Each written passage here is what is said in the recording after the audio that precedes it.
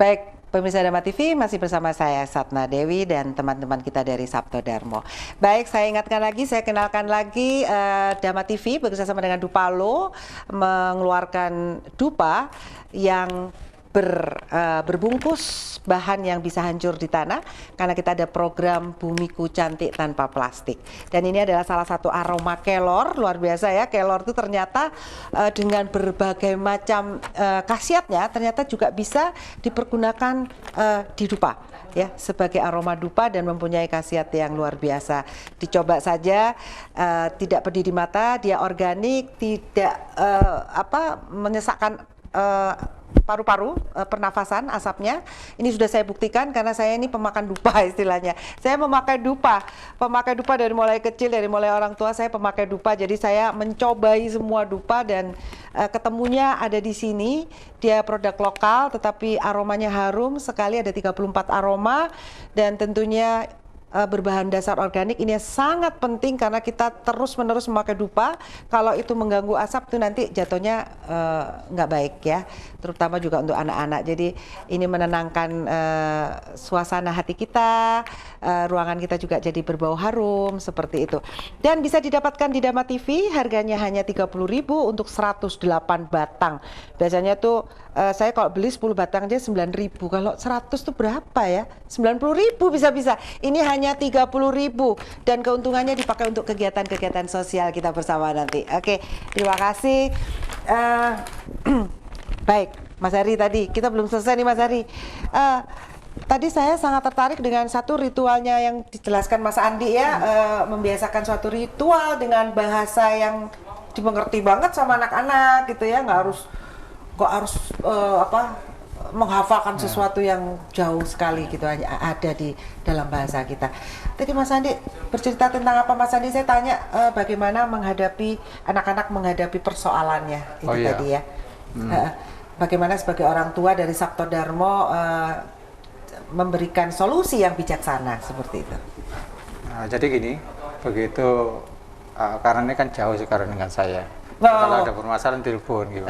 Saya sampaikan. Anak wedok ini ya? Iya betul. Pasti sambat nambah. Iya. Ebes nganal. Jadi saya sampaikan pada anak saya bahwa kita selalu ada persoalan dan persoalan itu tidak boleh dihindari, harus dihadapi. Ya. Iya. Karena kita butuh pengalaman hidup. Makanya kita bisa bijak karena semakin banyak kita masalah, tentunya kalau kita bisa menghadapi dengan arif, maka kita menjadi orang tua yang bijak. Karena nanti kamu juga nanti sebagai orang tua, kamu juga menjadi masa depan pemimpin dari masyarakat di lingkunganmu. Jadi tolong diselesaikan sendiri bagaimana caramu. Ini adalah pengalaman hidupmu. Itu yang saya sampaikan. Sehingga dia harus berusaha menyelesaikan permasalahan sendiri karena udah dewasa. Ya. Gitu. Mengacu pada 7 kewajiban tadi ya, itu anunya ya, pegangannya ya, landasannya. Betul. Karena sudah banyak pengalaman itu teori-teori yang disampaikan dari Sanggaran, dari kegiatan dari Muara 7 sudah jelas. Bagaimana sekarang mengaplikasikan itu menjadi anak yang bijak, hingga nanti juga bisa menjadi pemimpin di lingkunganmu gitu. Oh, luar biasa. Jadi Mas Hari istilahnya memberikan tanggung jawab kepada dia dan mendorong dia rasa percaya diri dia ya. Untuk selesaikan kan iso iki. Iya, gitu, supaya nggak terus menggantungkan apa-apa. Curhat terus. Terus kapan disapi ya? Iya, gitu betul. Ya. Karena ada waktunya. Iya. Itu pengalaman dari Mas Hari ya, yang kuliah gimana? Yang kuliah kan banyak hantaman-hantaman di kampus itu. Radikalisme, intoleransi, ini yang luar biasa loh, intoleransi ini di negeri kita ini. Iya, sama. Saya juga memberikan kepercayaan bahwa kamu adalah Sabto Dharma, tunjukkan kepribadianmu sebagai seorang Sabto Dharma. Sehingga kalau perlu kamu sampaikan, ya sampaikan, kalau nggak perlu kamu lebih baik diam. Itu. Ya, lebih baik diam ya. Iya. Ya udah. Ternyata orang Sabto Dharma itu baik hati dan tidak perang gitu loh. Tidak ini ya. Ternyata orangnya sabar-sabar gitu. Sabar ya ternyata ya. Mas, gimana Pak? Ya memang kita harus sabar ya. Iya, semua harus kan, karena dalam sujud kan dilatih itu. Kita dalam Titik mana itu meter kan latihan sabar dari berbagai ini persoalan yang masuk itu bagaimana kita kembali ke konsentrasi tadi itu kan butuh kesabaran. Sabar mek ngalah lek tak delok. Iya. Mas Andi, sabar dan ngalah enggak? Ya, kita memang selalu belajar untuk sabar dan mengalah. Ya. Karena itu dasar atau landasan dari kita sebagai warga penghayat. Seperti itu. Ya, sekarang kan ada pendidikan moral Pancasila sejak dari dulu. Mungkin sekarang apa ya? Adalah namanya. Apakah cukup pendidikan moral di sekolah saja, Mas? Sebenarnya pendidikan moral yang ada di sekolah itu tidak apa ya? Bentuk yang didapat untuk anak-anak tersebut itu kurang maksimal. Karena apa? Waktu anak belajar di sekolah itu lebih sedikit daripada waktu bersama orang tua di rumah. Jadi pendidikan moral yang diharapkan itu adalah pendidikan yang ada di rumah. Pendidikan yang ada di rumah bersinergi dengan orang tua. Jadi si anak tersebut itu haruslah lebih banyak mencontoh dari orang tua yang ada di rumah. Jadi pendidikan anak itu harus diawali dari rumah tersebut, dari rumah atau lingkungan keluarga. Jadi orang tua itu harus selalu memberi contoh kepada anak, karena karakternya anak itu selalu mencontoh kepada orang tua, seperti itu. Karena apa? Pendidikan yang sebenarnya itu adalah pendidikan yang ada di rumah. Kalau di sekolah itu hanya beberapa jam, tapi waktu yang banyak itu interaksi dengan orang tua. Jadi orang tua tersebut harus bisa memberikan pendidikan yang terbaik untuk anak-anaknya. Ya, ini jadi tanggung jawab itu jangan dilimpahkan ke sekolah ya. Sebenarnya orang tua bertanggung jawab. Bertanggung jawab. Tapi Mas Andi, sekarang tuh banyak orang tua tuh kerja nih dua-duanya sampai sore. Itu gimana menurut Mas Andi? Kadang-kadang anak-anak terlepas loh. Iya. Jadi kalau memang kondisinya seperti itu, jadi tetap pendidikan dasar itu harus kita kuatkan terhadap anak tersebut.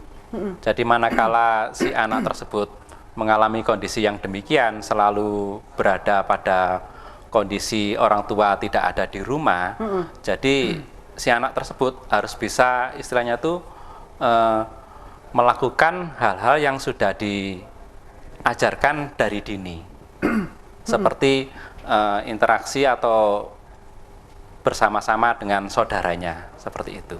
Jadi tidak keluyuran kemana-mana, atau tidak istilahnya itu tidak saling mengganggu, seperti itu. Oke. Gimana Mas Ari? Kalau Mas Ari gimana? Ini yang pendidikan anak-anak ini. Iya. Sampai yang disampaikan Mas Andi itu benar sekali. Jadi memang peran orang tua penting sekali. Walaupun dia nggak punya kesempatan, tapi mereka kan pada kesempatan tertentu, sesempit apapun waktu, ya harus memantau bagaimana karakter si anak tadi. Kan tetap bisa dilihat itu si anak itu bagaimana perkembangannya, kan orang tua pasti tahu kan. Nah, itu harus menyempatkan orang tua. Ya. Terus hubungan dengan, terutama kan hubungan dengan si saudara, apakah sering goda, apakah ini apa tuh saling menyayangi, misalnya berbagi, itu kan sudah kelihatan di situ. Karakternya, iya, karakter sudah kelihatan. Iya. Terus bagaimana interaksi dengan tetangga sebagai makhluk sosial? Ya ini. Apa dibatasi? Oh, saya kira enggak juga sih. Enggak eksklusif lah ya. Enggak. Ya. Tetap bergaul ya. Karena kan di lingkungan tetap ada sebaya, teman sebaya, ya kan, walaupun itu lingkungannya sekarang di perumahan pun, ya enggak tahu sih kalau perumahan, kalau saya juga lingkungan perumahan, cuman kebetulan di lingkungan saya itu ya sama seperti di kampung maksudnya, jadi tingkat interaksinya itu kuat sekali. Tapi toleransinya bagaimana di antara itu tadi, SARA itu, suku agama ras? Enggak, bagus kebetulan Mas saya. Oh bagus ya? Iya. Jadi nggak saling, ayo mel aku, nanggenku, misalnya. Oh gitu. enggak. Jadi sangat toleran sekali, dan kalaupun ada sesuatu kadang-kadang kalau ini kita enggak tahu, dia nggak pernah menceritakan kok. Baru setelah kita sama-sama tahu baru saling ngobrol gitu. Sehingga kelihatannya cuek dengan kondisinya di permasalahan itu, dianggap permasalahan masing-masing lah gitu. Kalau nggak tahu ya sudah, kamu nggak usah tahu lah. cukup saya. Tapi kalau sudah tahu baru oh iya memang ada kejadian gini gitu. Enak, jadi nggak ada saling apa itu ngobroli orang, ngomong gosipi orang, nggak ada. Dan itu kan ceritanya baik bagi anak-anak juga, perkembangan anak. Jadi saya juga mencontohkan, contoh lah kalau hidup di kamu ya seperti ini. Ya contoh-contoh orang tua ini kan juga bisa jadi contoh bagi mereka kan, lingkungan itu. Betul. Lingkungan tuh mempengaruhi Iya. sekali, hampir mungkin 70% dari kehidupan kita ya. Itu juga kita bisa sampaikan kepada anak-anak kan. Ya seperti inilah orang, jangan mudah gosip. Kayak gitu. Jadi sebenarnya Yang kedua, contoh baik dan buruk itu penting ya, Iya. bukannya terus kita di lingkungan yang kayaknya baik Iya. tuh, malah kita nggak tahu buruk yang mana Iya. gitu ya. Itu maksudnya dunia nyata. iya. Ya. Iya, baik, rupanya waktu juga yang memisahkan kita, Mas Hari dan Mas Andi. Mungkin Mas Hari dan Mas Andi bisa memberikan apa ya, kesimpulan atau pesan di akhir pembicaraan kita tentang pentingnya pendidikan moral di zaman now. Mungkin dari Mas Andi dulu, monggo Mas Andi. Iya, jadi pendidikan moral kepada anak-anak itu memang sangat penting, harus kita terapkan itu sejak dini kalau bisa. Jadi agar si anak-anak atau generasi bangsa kita itu mudah sekali dikendalikan. Seperti itu. Ya. Oke. Baik, Mas Hari, gimana Mas Hari? Baik.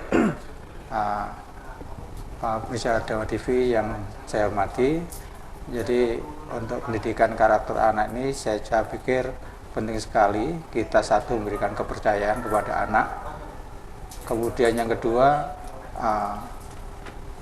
pendekatan diri kepada Tuhan itu perlu, karena ini menyangkut bagaimana Tuhan memberikan kekuatan spiritual kepada kita, sehingga dari kekuatan spiritual itu kita mendapatkan pancaran sinar-sinar yang tadi, keagungan, kerohanian, dan keadilan. Dan itu yang bisa digunakan untuk memperbaiki sifat perilaku kita dalam kehidupan ini. Saya kira itu. Ya. Iya. Baik, terima kasih Mas Andi, Mas Hari Ya, atas sama-sama. kedatangannya menjadi tamu saya di Manage Your Mind kali ini. Semoga kita bisa ketemu lagi ya nanti lain waktu. Terima kasih. Baik, pemirsa Dharma TV, pembicaraan ini sungguh dalam karena di dalam Sabto Dharma kita juga melihat bahwa Sabto Dharma mendidik mulai dari anak-anak, pendidikan karakter dari mulai anak-anak, ada juga semacam meditasi atau pemusatan diri, dan tentunya bagaimana bersatu dengan energi keagungan Tuhan atau Allah ya, keagungan, kasih sayang, dan kemudian keadilan. Jadi diharapkan bahwa jiwa-jiwa yang agung, jiwa-jiwa yang penuh dengan kasih sayang, dan jiwa-jiwa yang mempunyai peri keadilan lahir dari ajaran-ajaran Sabto Dharma. Saya rasa seperti itu ya. Ya. Mungkin ya bisa disimpulkan ya. Baik, pemirsa Dharma TV, suatu ajaran agama ataupun penghayat ataupun kepercayaan adalah mengajarkan tentang kebaikan, dan tentunya janganlah ada curiga suudon di antara kita. Kita bersama-sama di dalam toleransi beragama, tenggang rasa, guyub rukun, gotong royong. Itu akan menjadi sebuah kekuatan di antara perbedaan-perbedaan bangsa ini. Baik, pemirsa Dharma TV, tentunya kata kunci kita adalah mind. It's not everything, but everything is from mind. So manage your mind. Jadi latih pikiran kita untuk tetap fokus dan tetap mengenali kesejatian kita yang agung, yang penuh kasih sayang, dan yang berberi keadilan. Mungkin itu yang bisa kita simpulkan di kesempatan kali ini. Saya Satna Dewi mengucapkan banyak terima kasih beserta kru Dharma TV, dan mohon maaf jika ada salah kata. Kata akhir saya, semoga semua makhluk hidup berbahagia.